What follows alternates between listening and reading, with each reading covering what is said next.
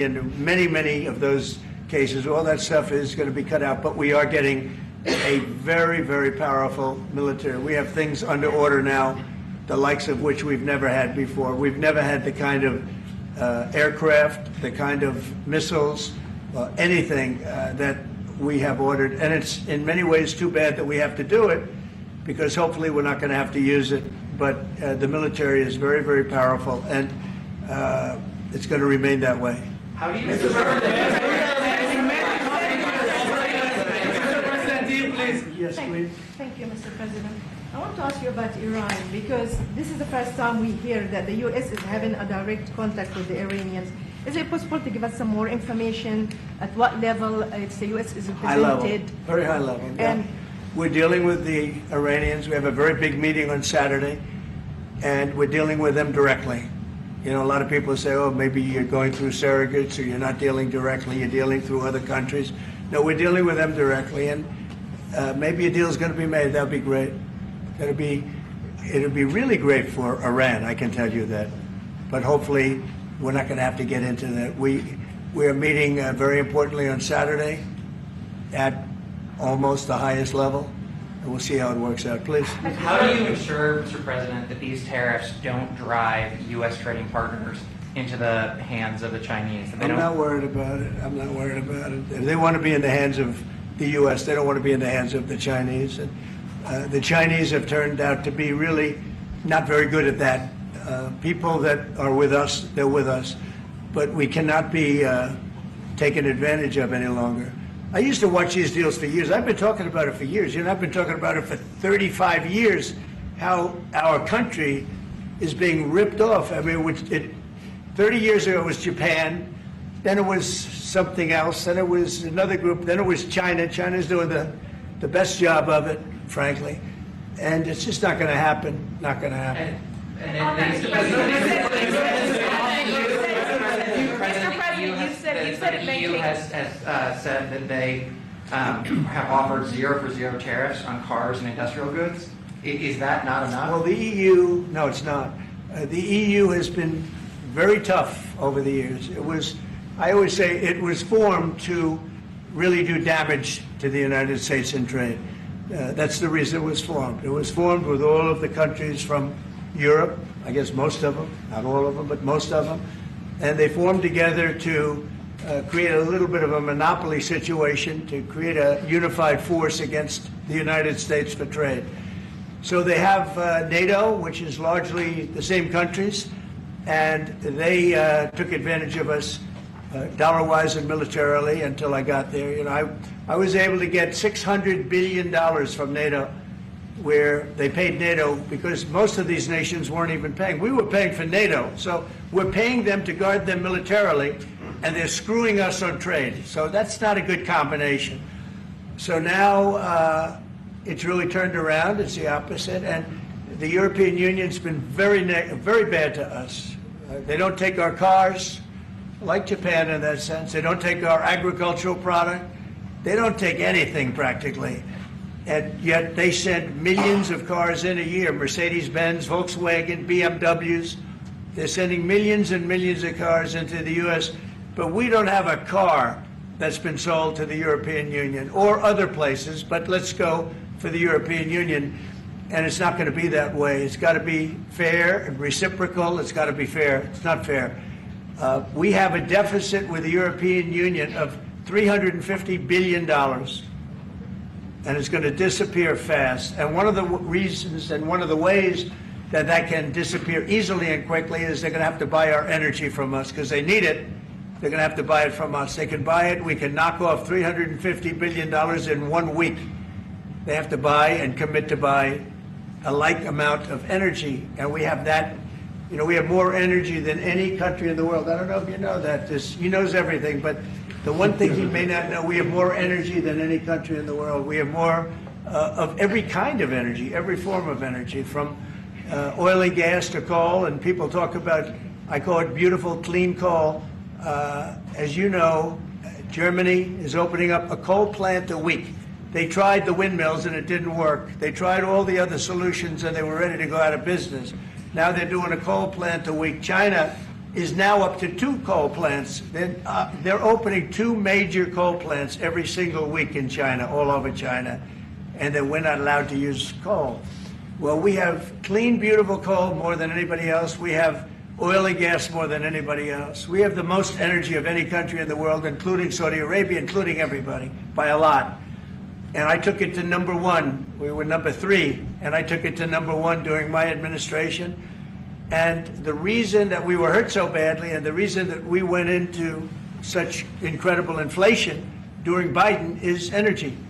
It was also their bad spending, but energy, because they played around with this incredible thing that we had built, this administration had built, and the energy costs went through the roof. And when that went up, everything else followed. Now, if you look at what's happening, you got to see this today. I said we're going to try and get groceries down, right? An old-fashioned term, but a beautiful term. Eggs. So when I got in, the press went absolutely crazy the first week. They said, eggs have quadrupled in price. I said, I just got here. Tell me about it. And Brooke Rollins and our team did a great job, and eggs are down now 79%, and they're all over the place. And this was a problem that somebody else would have taken a long time to cure. We have energy is down. We have interest rates are down. We have groceries, meaning food is down. We have everything is down at levels that nobody ever thought possible. Energy looks like it's going to be in the $2.50 a gallon range, and maybe below that for a car.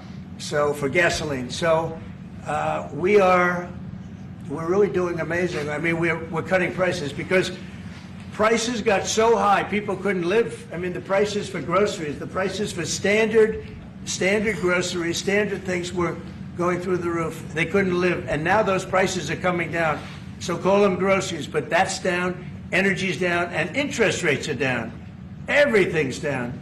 And the interest rates, the beauty there is when we refinance debt, you know, debt's become such a big factor in this country. We're going to start paying debt off with tariffs and other things. But it's such a big factor because the interest rate's so high. Well, now that's coming way down. So our budget's going to look a lot better because interest costs are way down. And I guess I've done that.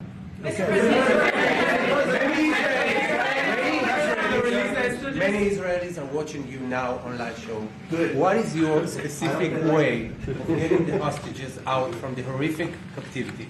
We are trying very hard to get the hostages out. We're looking at another ceasefire. We'll see what happens. But we want to get the hostages out. The Israeli people want the hostages out more than anything. They want the hostages out. This man is working very hard with us to do that. I mean, I don't know. I hope he's being appreciated because he's been a great leader. He's working very, very hard on the hostages and many other things. And there are plenty of things you have to work on. It's a tough place in the world. I have a good partner. Yeah, you do have a good partner, and so do we. We're working very hard on the hostages. If you're going to negotiate a new deal with Iran, can you elaborate how it's going to be more effective than the JCPOA? Well, I can't really say that, but I think it'll be different and maybe a lot stronger. But they were so happy when we made that first deal because we did get a lot out. You know, I had people right in this office, this beautiful Oval Office. They came in, 10 people, hostages, you know that. And I said to them, so how was it? And the stories they told me, I mean, as an example, I said to them, was there any sign of love? You were there, 10 people. It's only 10, but it's pretty representative.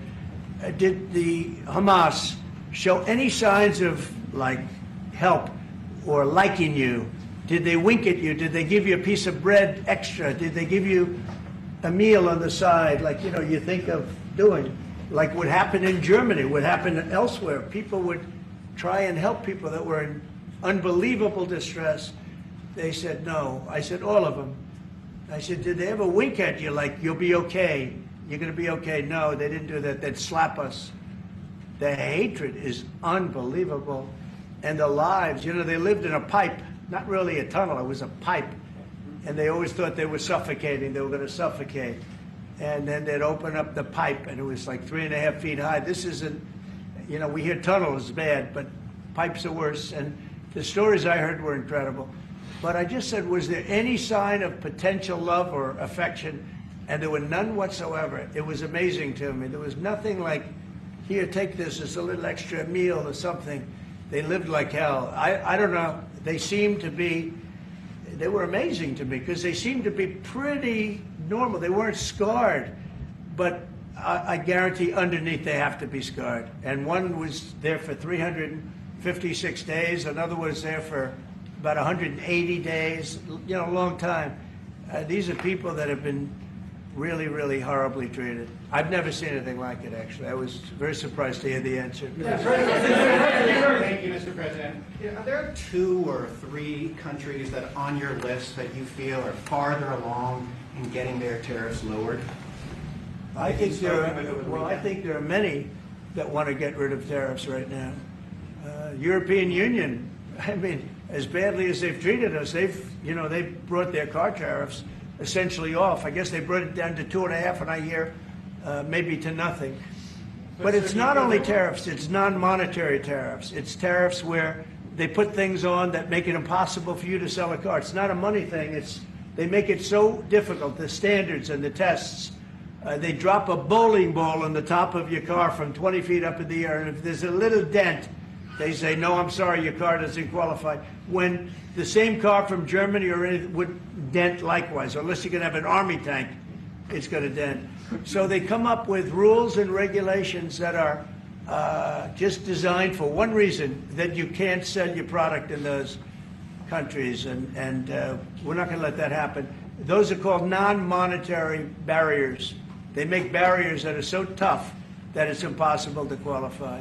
So tariffs are a big part of it, but there's another big part of it, and that's barriers. They also do something else. They manipulate their currency, and they drive it down. They want to have low currencies. You know, it sounds better to have a high currency, a strong dollar or whatever, but they bring their currency down, and when it competes with our currency, it's very hard to sell a tractor. It's very hard to sell product, because their currency is low and ours is much higher relatively.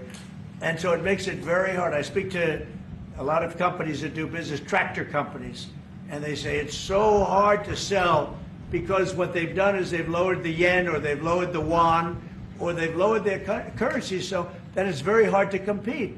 We don't want that either. So we have a lot of things that we're talking about, but we're going to fix it properly, and it's going to be fair to everybody. And in the end, I think we're going to have a world that does a lot better, you know. But they have to respect the United States, and nobody but me would do this. Nobody but me would do this. You know, it would be nice to serve a nice, easy term, but we have an opportunity to change the fabric of our country. We have an opportunity to reset the table on trade. We lose billions of dollars. We lose close to $2 trillion a year on trade. We lose $1 trillion a year to China. $1 trillion. We lose hundreds of billions of dollars a year on trade to China.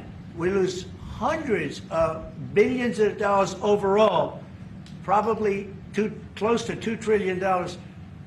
Why would we do that? Number one, why would we do that? And then you have to say, is it sustainable? Then you hear about all of the people that say, well, deficits. If we have a deficit with the country, or if the country has a big surplus with us, like China has a massive surplus, that they take and they spend on their military. Well, we don't want that. I don't want them to take $500, $600 billion a year and spend it on their military. I don't want them spending money on their military. And I shouldn't have to spend money. We shouldn't have to spend it either. Because, you know, hopefully, and I said this to President Xi, hopefully it's money that we're never going to use. In other words, because we're not going to use those incredible weapons that we have and that they have. We don't want that. So it's going to be very interesting. It's the only chance our country will have to reset the table, because no other president would be willing to do what I'm doing or to even go through it. Now, I don't mind going through it because I see a beautiful picture at the end, but we are making tremendous progress with a lot of countries, and the countries that really took advantage of us are now saying, please negotiate. You know why? Because they're getting beaten badly because of what's happening. They're getting beaten badly. They're being devalued as countries. But it's the only chance we're going to have to reset the table on trade. And when we do, we're going to come out unbelievably well. We're going to have a strong country economically again, and we're going to have those factories that are empty all over the United States. We've lost 90,000 plants and factories. Think of this, 90,000, you wouldn't think it's possible, 90,000 plants and factories since NAFTA, which was, by the way, the worst trade deal ever developed, ever had by any country anywhere, NAFTA. And I terminated NAFTA. Everybody said it would be impossible. And I terminated it through Congress. We terminated it. You had to get it through Congress. It was a trap. It was a horrible thing. And we got it done. And we went to the USMCA, which was much better. The problem is they cheat. They cheat like crazy. Canada cheats. Mexico cheats. Just one of those things. But we are resetting a table, and we're going to have great trade. And we're going to have a very strong country. Our country is going to be at a level that has maybe never been, or maybe, you know, our country was the strongest, believe it or not, from 1870 to 1913. You know why? It was all tariff-based. We had no income tax. Then in 1913, some genius came up with the idea of let's charge the people of our country, not foreign countries that are ripping off our country. And the country was never that kind of wealth. We had so much wealth, we didn't know what to do with our money. We had meetings, we had committees, and these committees worked tirelessly to study one subject. We have so much money. What are we going to do with it? Who are we going to give it to? And I hope we're going to be in that position again. Mr. President, do you plan to reduce the tariffs that your government put on Israeli goods, 17%? On where? On Israeli goods, the 17%. Do you plan Well, to we're reduce it? talking about a whole new trade. Maybe not. Maybe not. Don't forget, we help Israel a lot. You know, we give Israel $4 billion a year. That's a lot. Congratulations, by the way. That's pretty good. But we give Israel billions of dollars a year. Billions. It's one of the highest of, and we give a lot of countries money. You wouldn't believe if I said we give Afghanistan a lot of money, didn't it? Because that was a Biden deal, another Biden deal. Not only did he embarrass us with that, but they give them billions of dollars, Afghanistan, right? So, but no, we take good care of our friends, and we don't take care of our enemies. We're not taking care of our enemies anymore, but we do take care of our friends. Thanks for reference to the Times of Israel. The IDF is fighting again in the Gaza Strip. I myself might be called up in a month. Do you think that's the way to pressure Hamas to get to a deal? And do you think blocking humanitarian aid is also an effective pressure? Well, you know how I feel about the Gaza Strip. I think it's an incredible piece of important real estate, and I think it's something that we would be involved in, but you know, having a peace force like the United States there, controlling and owning the Gaza Strip would be a good thing. Because right now, all it is for years and years, all I hear about is killing and Hamas and problems. And if you take the people, the Palestinians, and move them around to different countries, and you have plenty of countries that will do that, and you really have a freedom zone. You call it the freedom zone, a free zone, a zone where people aren't going to be killed every day. That's a hell of a place. It's a, you know what I call it, a great location that nobody wants to live in, because they really don't. And when they have good living, real living, where Hamas and all of the problems they have, the level of death on the Gaza Strip is just incredible. And I've said it. I don't understand why Israel ever gave it up. Israel owned it. It wasn't this man, so I can say it. He wouldn't have given it up. I know him very well. There's no way. They took oceanfront property and they gave it to people for peace. How did that work out? Not good. Is the immigration, sorry, Mr. President, is the immigration plan still on the agenda? Which immigration? From Gaza. From Gaza. All it is a concept that I had that I think is good, and now people are copying it. You know, maybe you want to tell. People are talking about the Trump plan. Gee, why do we do that? Would you like to answer that question? I think what the president talked about is, first of all, to give people a choice. You know, Gazans were closed in, and every other place, including in arenas of battle. I mean, whether it's Ukraine or Syria or any other place, people could leave. Gaza was the only place where they locked them in. We didn't lock them in. They're locked in. And what is wrong with giving people a choice? Now, we've been talking, including over lunch, about some countries, I won't go into them right now, that are saying, you know, if Gazans want to leave, we want to take them in. And I think this is the right thing to do. If you give, you know, it's going to take years to rebuild Gaza. In the meantime, people can have an option. The president has a vision. Countries are responding to that vision. We're working on it. I hope we'll have good news for you. I will say people love, excuse me, people really do love that vision. It's a long-term vision, but so importantly is to have that be a safe field, because you're right smack in the middle of the Middle East. You're right along Israel. It should have never, ever been given away. It shouldn't have been given away by Israel. I don't know why they did it. I mean, I do know why, because they were promised peace, but that didn't work out too well, because it's one of the most dangerous pieces of land anywhere in the world. Gaza is one of the most dangerous places in the world. So they gave it away for good intention, and it didn't work out that way. And a lot of people like my concept, but you know, there are other concepts that I like too. And there are some concepts I don't like. You know what I don't like? The way it is now. Because right now it's a dangerous death trap, Gaza. Yeah. Thank you, sir. Can you talk a little bit about your potential meeting with Vladimir Putin? Do you still plan to meet with him? Could that happen in Saudi Arabia? And maybe you could elaborate as well a little bit on not providing tariffs on Russia, sir. So the reason we're not talking about tariffs with Russia is because we're not doing business essentially with Russia, because they're in a war. And I'm not happy about what's going on with the bombing, because they're bombing like crazy right now. They're bombing. I don't know what's happening there. That's not a good situation. So we're meeting with Russia. We're meeting with Ukraine. And we're getting sort of close. But I'm not happy with all the bombing that's going on the last week or so. Horrible. It's a horrible thing. It's a horrible thing. Can countries negotiate to get below 10%? In terms of tariffs? In terms of tariffs, yes. Look, we've been ripped off and taken advantage of for 40, 50, 60 years. And the reason we got ripped off and the way they did it was tariffs. They would charge tariffs, massive numbers of dollars. And when you look at China, when I took over, it was at $507 billion they were making. I call it making. A lot of people say, oh, it doesn't mean anything. Having a surplus means a lot, in my opinion. It's almost like a profit or loss statement. And when I took over, it was $507 billion that China, this is originally, first term, and we were very, very tough on them because they were taking that money and they were building a military with it. Then when Biden came in, he let them get away with murder. He had no idea. I'll tell you what, that man had no idea what was happening, whether it was the border or China or anything else. He had no idea what was going on. And they went wild. China went wild. And the money they make is ridiculous, okay? It's just not going to happen. And hopefully we'll get along with China. If we do, that's great. And if we don't, that's okay too.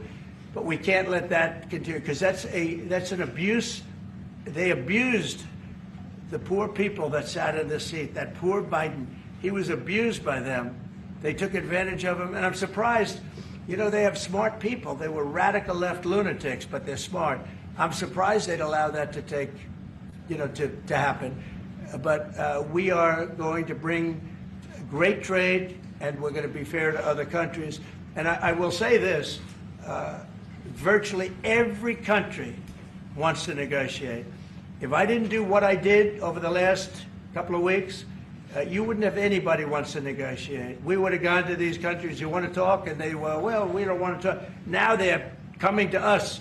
They're offering things like even Bibi, and this is unrelated because it's a different kind of a relationship, but he started off our conversation today that he's cutting all of the tariffs, he's cutting everything, he's going to get down to a free base, he's going to do things that, in all fairness, other countries, if they said that, would have never even thought about doing it.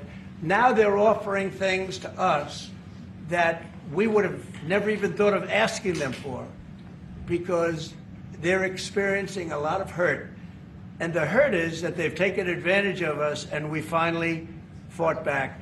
Tariffs will make this country very rich. We're rich anyway, but we're rich in a certain way. We have $36 trillion in debt. I want to get rid of it, and we can do it quickly with proper deals. So when countries don't allow us to sell our product, but we allow them to sell their product, when they charge us massive amounts of money for the privilege of going into their country, those days are over. Okay. Yeah, go ahead. Me? Sir? Me? Yeah. Thank you, Mr. President. On Iran, two questions, please. First, if you can give us more details about where the meeting on Saturday is going to take place. I can just tell you there's a major meeting going on between us and Iran, and that'll take place on Saturday, and it's at top level. And the second question about this. A lot of people think that those talks are not going to lead anywhere because the Iranians will never give up. Sure. I think that's a possibility too. If diplomacy fails, is the United States, under your leadership, ready to take military action to destroy the Iranian nuclear program and remove this threat? I think if the talks aren't successful with Iran, I think Iran is going to be in great danger. And I hate to say it, great danger, because they can't have a nuclear weapon. So is that a yes? You know, it's not a complicated formula. Iran cannot have a nuclear weapon. That's all there is. So Can't have the US it. ready? Right now, we have Military countries action? that have nuclear power that shouldn't have it, but I'm sure we'll be able to negotiate out of that too as part of this later on down the line. But Iran cannot have a nuclear weapon. And if the talks aren't successful, I actually think it'll be a very bad day for Iran if that's the case. Yeah. Mr. President, on manufacturing, Mr. Yeah, President. Mr. President, was October 7th the death blow of the two-state solution, and would you consider classifying the Palestinian Authority as a terrorist organization for its continued pay-for-slay terror financing payments? So October 7th was a horrible day that some people, they deny it. Now, I can't believe they deny it from the standpoint of it. They do it because they think it's good politically. But I've seen the tapes. I've seen things that you don't want to see. October 7th was a horrible day, and it will go down as one of the really bad days in the history of the world. It was a horrible, horrible thing that happened. And they grabbed some of these people. I'll give you an example. When I was with the 10 hostages a few weeks ago, I said, so how many are there? 59. I said, oh, so 59, so we can get 59. They sort of knew the territory pretty good. And I said, how are they doing? They said, well, only 24 are living, the rest are dead. And these are young people largely. Young people don't die. You know, young people have an amazing ability to live. They can live through horrible things. But these are young people. And when they said that, 24 are living and the rest are dead. And, you know, I've had parents come up, Israeli parents, largely. We have some Americans, and I guess we have one left, Alex. We have the one left. But I've had Israeli parents come up to me at events and say, my son is there. I said, well, how's he doing? Well, he's dead. But would you do me the biggest favor ever? Could you bring his body back home? They talked about a young dead boy and a young dead girl like they were living. And that could have something to do with religion. That could have something to do with, I guess maybe any parent would be, but I was surprised. And they said, sir, my son is dead. It is just as important to bring that body back home. I asked that question as if he were alive. So you have a lot of them dead, and we'll be able to bring them back. But it's a horrible thing that's happened. These are young, largely young people. Some old ones too, frankly. And those people have lived in hell. When they came off, the second group that came out, they looked like they just got out of a concentration camp. They looked exactly like the pictures that I'd see from the 1940s, the concentration camps. And then they got a little bit better, you know, but that second group, those people came out, and I said, this is unbelievable. We're going back into a chapter in history that is one of the worst ever. It's really very bad. Okay? Mr. President, thank you. You've said it could take 2 years to get American manufacturing fully up to speed in response to these tariffs. What happens in the meantime? Should Americans be prepared potentially for years? Yeah, I'll tell you what happens. We have now $7 trillion. Think of this, 7 trillion of commitments from companies wanting to go in, from Apple to many, many companies. But that takes time. Many from Taiwan. What? It takes time to. Of course it takes. Well, are you asking me a question or are you telling me? Yeah, it takes time. You know, you got to build a thing called a factory. You have to build your energy. You have to do a lot of things. I'm giving them energy. You know, we're going to let them build their own power plants. They'll be their own.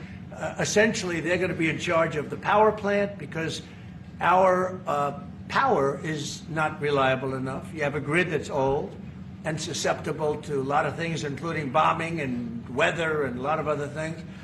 And we're going to give them record timing in terms of approvals of electric plants. Most of them want to build electric plants. We need massive amounts of electricity if we're going to compete with China and others. And interestingly, we're way ahead right now in the AI race with China. But the way we lose that race is if we can't give them electric. But we have more plants being built. We have everything. We're doing so great. And we want to keep it that way. And tariffs will be an important part of it. But one of the other things, Lee Zeldin's doing a fantastic job, head of environmental protection. And he's doing very rapid approvals for people to get, for big companies that are going to build a plant that's going to cost billions of dollars. And we're going to get them their approvals. They have to be environmentally perfect, everything good, but they're going to be in record time, a matter of months versus a matter of many, many years. But in the meantime, Lisa Rozowski from Haaretz. Turkey claims it will stabilize the situation in Syria. Turkey? Yeah. Israel doesn't want Turkey to influence Syria. What do you think? Do you think Turkey's influence in Syria can actually make it a better, more peaceful country, or vice versa? Well, I have great relations with a man named Erdogan. Have you heard of him? Yeah. And I happen to like him, and he likes me, and I know the press will get very angry. He likes Erdogan, but I do, and he likes me, and we've never had a problem, and we've gone through a lot, and we've never had a problem. We've always got, as you remember, we got our minister back from Turkey. You remember that? And this was a big deal at the time. And we got him back. And I told the prime minister, I said, just, Bibi, if you have a problem with Turkey, I really think I'm going to be able to work it out. You know, I have a very, very good relationship with Turkey and with their leader. And I think we'll be able to work it out. So I hope that's not going to be a problem. I don't think it will be a problem. Now, with that being said, I believe it was Turkey, and I said that to him. I said it. I said, congratulations. You've done what nobody's been able to do in 2,000 years. You've taken over Syria with different names, but same thing. I said, you've taken it over. He's taken it over through surrogates. He goes, no, it was not me. I said, it was you, but that's okay. You don't have to say, well, sort of maybe it was me. Okay. But what he did, look, he's a tough guy, and he's very smart. And he did something that nobody was able to do. You know, you got to hand it to him. Any problem that you have with Turkey, I think I can solve. I mean, as long as you're reasonable. You have to be reasonable. We have to be reasonable. Thank you very much, everybody. Thank you, press. Head out. Head out, press. Thank you. Thank you. Head out that door. Head out still. There's a corridor. Right before we came in. Thank you, press. Thanks, guys. Thank you, everyone. Please go out the door.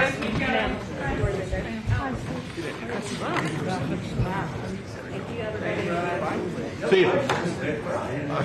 I tried to get a question in. Have a good day. Thanks, guys. Keep going. Keep going. Thank you. Next time in Israel. Thank you all. Good question. Thank you.